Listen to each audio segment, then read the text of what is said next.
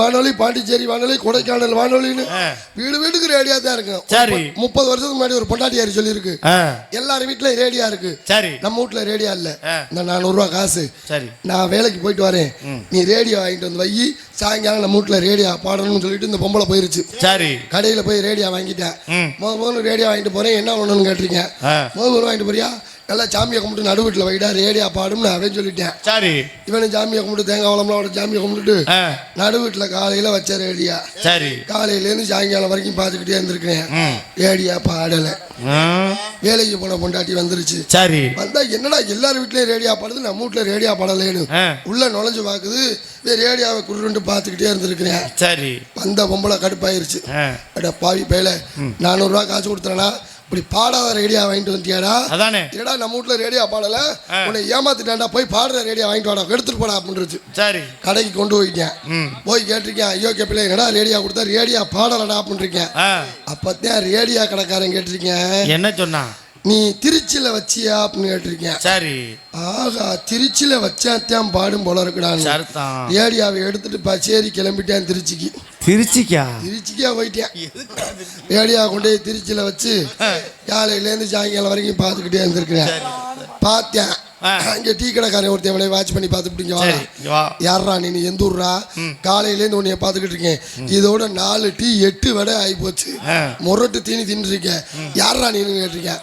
ரேடியா வாங்கினங்க பாடலை, திருச்சியில வைக்க சொன்னாங்க, திருச்சியில வச்சும் பாடலை பண்றீங்க. அவன் ரேடியா கடைக்காரன் ஒரு ஐடியா கொடுத்துருக்கேன் பாரு, நீ டீ கடைக்காரன் நீ பாண்டிச்சேரியில வச்சு பாத்தியா அப்படின்னு கேட்டிருக்கேன். கடற்கரை ஓரமா வச்சாத்தான் பாடும் போல இருக்குடா, காத்தடிக்கிறதுக்கு, அதுக்கு ஏடுறா நீ எடுத்து தூக்குடான்னு திருச்சியிலேருந்து பாண்டிச்சேரி கிளம்பிட்டாயா. ரேடியா கொண்டே கடற்கரை ஓரமா வச்சு காலையிலேருந்து சாயங்காலம் வரைக்கும் சுத்தமா பாடல் ரேடியா. ஆமா, அங்கே ஒருத்தன் முரட்டு போதையில வந்துவேன், யாருடா நீ எந்த ஊர்டா கேட்டீங்க. ரேடியா வாங்கினீங்க, திருச்சியில வைக்க சொன்னாங்க பாடல, பாண்டிச்சேரியில வைக்க சொன்னாங்க பாடலங்க. அவன் போட்ட போதைக்கு கொடுத்துருக்கான் பாரு, என்ன சொன்னா போட்ட போதைக்கு, நீ கொடைக்கானல்ல வச்சு பாத்தியா அப்படின்னு கேட்டிருக்கேன். மலை உச்சியில வச்சாத்தியான் பாடும் போல இருக்குடா, ஏடுடா நீ எடுத்து கொடைக்கானல் கொண்டு போயிட்டாயா. கொடைக்கானல கொண்டே வச்சு கொட்டை 2 ஆடை, எந்த கொட்டை 2 காவா கொட்டை 2 ஆடை ராத்திரி ஃபுல்லா வச்சு பார்த்திருக்கேன், சுத்தமா பாடவே இல்லையா. சரி, ரேடியா கொண்டு வந்துட்டேன், கடைக்காரன் முகரையில வீசிருக்கேன், ஐயோ கேப்பல ஏன்னா ரேடியா கொடுத்தேன்னு. அவன் புடிச்சு பார்த்ததுக்கு அப்புறம் தான் தெரிஞ்சிருக்கு என்னது, இவன் இந்த பாக்ஸ பிரிக்கவே இல்லையாமியா. பாக்ஸ பிரிக்காம சும்மா அவனைய வச்சு பாடு பாடுனா எப்படி பாடும், அதானே. அப்புறம் அவன் இங்க வாடா, இந்த பாக்ஸ பிரிச்சு இந்த வயர் எடுத்து கரண்ட்ல இப்படி சொருவி விட்டு, யாரா பாட்டு கேட்கணும்னு சொன்னது, என் பொண்டாட்டி தாங்க கேட்கணும்னு சொல்லிச்சு. உன் பொண்டாட்டி தானே கேட்கணும்னு சொல்லிச்சு. உன் பொண்டாட்டியை கூப்பிட்டு நிக்க வச்சு மேல 2 இருக்கும் பாரு, அதை பிடிச்சி திருவினேன்னு ரேடியோவில் இருக்கும்லங்க, ரேடியோவில் 2 தாங்க இருக்கு, சவுண்ட் வைக்கிறது டியூனிங் பண்றது, மேல இருக்க 2ஐயும் பிடிச்சி திருவினேன்னு வச்சுக்க, கீழே ஸ்டேஷன் திறந்துரும். என்ன முதல்ல சுப்ரபாதம் தான், நீ சுப்ரபாதம் போட்டாலும் சரி, உன் பொண்டாட்டி ஒளியை போட்டு சுப்ரபாதம் போட்டாலும் சரி, 2 பேரும் பாட்டை கேட்டுங்க நல்லா இருங்க அப்படின்றீங்க. ஒரு பொருள் வாங்குறது பெரிய விஷயம் இல்லை, வாங்கின பொருளை பத்திரமா பயன்படுத்த தெரியும், அதை நல்ல முறையில் பயன்படுத்தி கொண்டிருக்கும் அன்பு உள்ளங்களுக்கு மனமார்ந்த நன்றி. நன்றி கலந்த வணக்கத்தை மகிழ்ச்சியோடு தெரிந்து கொண்டு அடுத்தபடியாக பொம்பளை பிள்ளை வந்திருக்கா, வந்திருக்க கூட்டிட்டு வந்துட்டோம்ல, பார்த்தேன். இந்திய நாடகத்துறையில் முதல் முறையாக ஆடல் அழகி அபிநய சுந்தரி, திருச்சியை சேர்ந்த திருச்சி விஜி, திருச்சி விஜி, திருச்சி விஜி.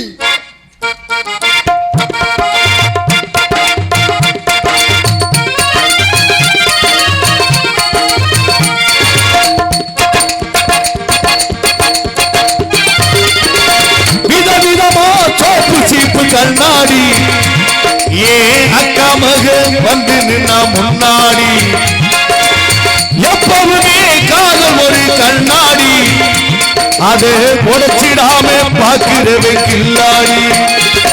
ஏன் அக்கா பொண்ணு அஞ்சல நான் வச்சு பாரு நெஞ்சில, நாங்க 2 பேரு பிஞ்சில, அட எங்கேயும் போய் கொஞ்சல, டாவு டாவு டாவுடா டாவுள்ளாட்டி தைடா, டாவு டாவு டாவுடா டாவுள்ளாட்டி தைடா.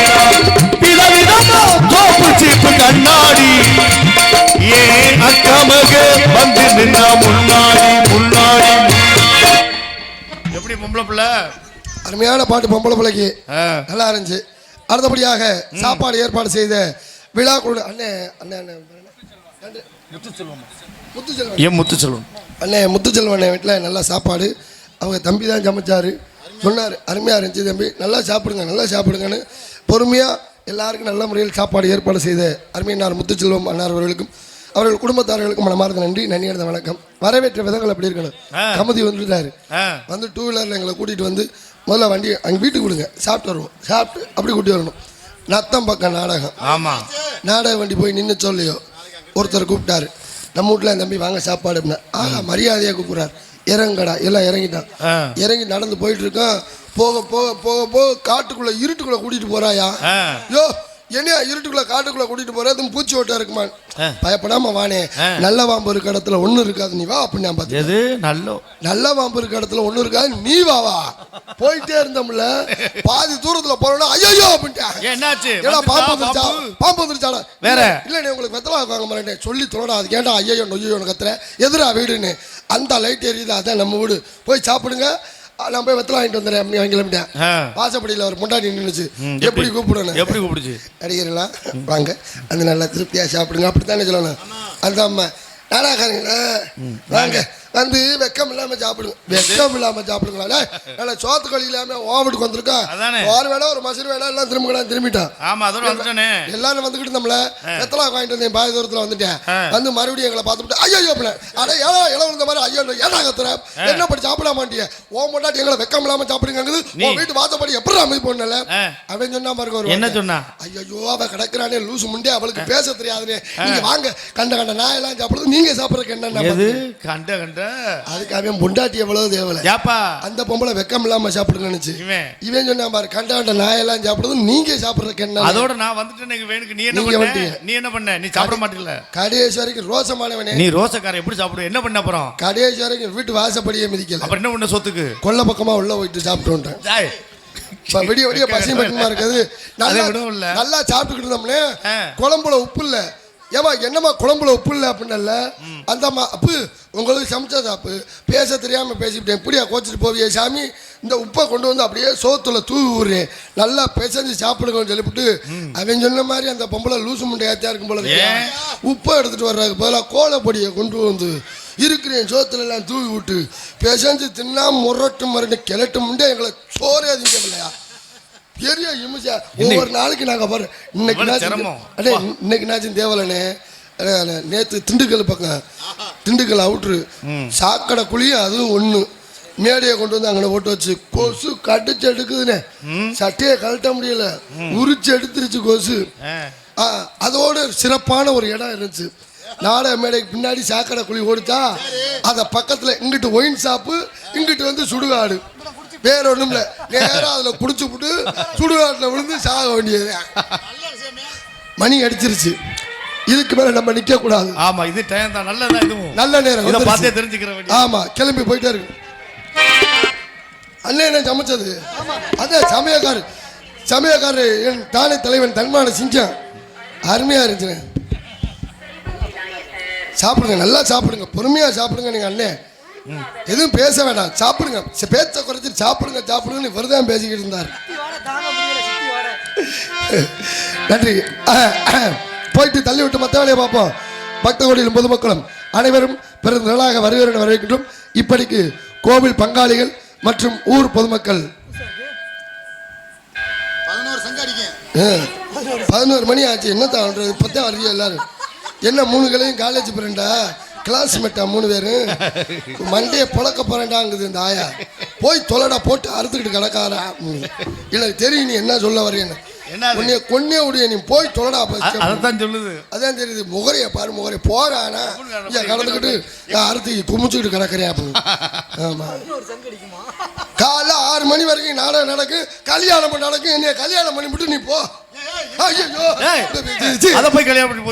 முருகனுக்கு வள்ளிக்கு கல்யாணத்தை பார்த்துட்டு போ.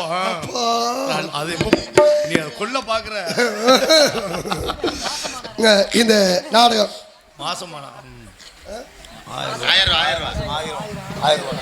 அது அப்புறமா கொடுத்துட்டு வாங்க, உங்களுக்காண்டி நிறைய கதை வச்சிருக்கா. அடுத்த சீன்ல வந்து உங்களே காலி அதை அடிக்காத, ஆமா எல்லாத்தையும் காலி பண்ணி புரியும், பேசாம பாருங்க. நாடக அமைப்பு மதிப்பிற்கு மரியாதைக்கு உரிய கலைவேந்தர் எல் கவிராஜ் ராஜநடிகர் வீரமங்கலத்தைச் சேர்ந்த அன்பு சித்தப்பு கலைவேந்தர் எல் கவிராஜ் அவர்கள் இந்த நாடகத்தை அமைத்துள்ளார்கள். இந்த நாடகம் இல்லை, எல்லா நாடகத்தையும் வெகு சீரும் சிறப்புமாக சிறந்த நடிகரை கொண்டும் சிறந்த இசைக்கலைஞரை கொண்டும் அமைத்துக் கொடுப்பார் என்பதை தெரிந்து கொண்டு போயிட்டு வரேன். போயிட்டு பொம்பளை பிள்ளை தள்ளி விட்டாரு. சரி, மணியாச்சு. இதுக்கு மேல நின்னு வச்சுக்க, ஆயா குச்சியை வெட்டி அடிச்சு விட்டுரும், போடா மோரைய பாரு அப்படின்னு தெரியும் தா. சிரிச்சுக்கங்க 3 பேர் இதுல. வீடியோ கவர் எடுத்துக்கொண்டு தம்பி, உன் பேர் இல்லையா? சரி, ஏதோ ஒரு வீடியோ கவர் நல்லா எடு. என் கல்யாணத்துக்கு ஒருத்தன் எடுத்தான் பாரு. எப்படி உன் கல்யாணத்துக்கு என்ன எடுக்க வந்தா? என் கல்யாணத்துக்கு எடுத்து வந்தேன், கரெக்டா சொன்னேன். இந்த போட்டோ எடுப்பாங்க பாரு. ஆமா, அவனுக்கு தான் மாப்பிள்ளையோட நிலைமை என்னன்னு தெரியும். ஏன் அவன் தான் கரெக்டா சொல்லுவேன். என்ன மாப்பிள்ள கடைசியா ஒரு தாட்டி சிரிங்க அப்படிமே. எது கடைசியாவா? அப்படின்னா என்ன அர்த்தம்? என்னது? தாலியை கட்டினதுக்கு அப்புறம் நீ இனிமேல் சிரிக்க முடியாதா, பாய்ப்பையில போய் சிரிச்சுக்கடான்னு அர்த்தம். மனைவி அமைவதெல்லாம் இறைவன் கொடுத்த வராம இருக்கணும். இல்லாட்டி இல்ல ஊருக்கு போன பொண்டாட்டி வராம இருக்கணும். உனக்கு எப்படி? வராம இருந்தா சந்தோஷம். இது காலைல போன் பண்ணி கேட்போம். அண்ணே, ஆனா நான் இல்லாம அவ சாப்பிடவே மாட்டா. அப்ப குணம் தம்பி பொண்டாடி குணம் அப்படி என்ன பண்றது? இல்ல, நான் தான் போய் சமைக்கணும். தம்பி பொண்டாடி குணம் அப்படி நல்ல குணம் பிடிங்க.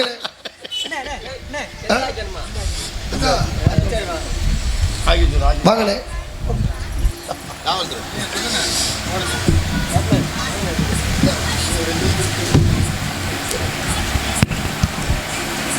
இந்த நல்லதொரு நாடகத்திற்கு எங்களுக்கு பாதுகாப்பும் ஒத்துழைப்பும் வழங்கிய கமுதி காவல்நிலைய அதிகாரி அவர்களுக்கு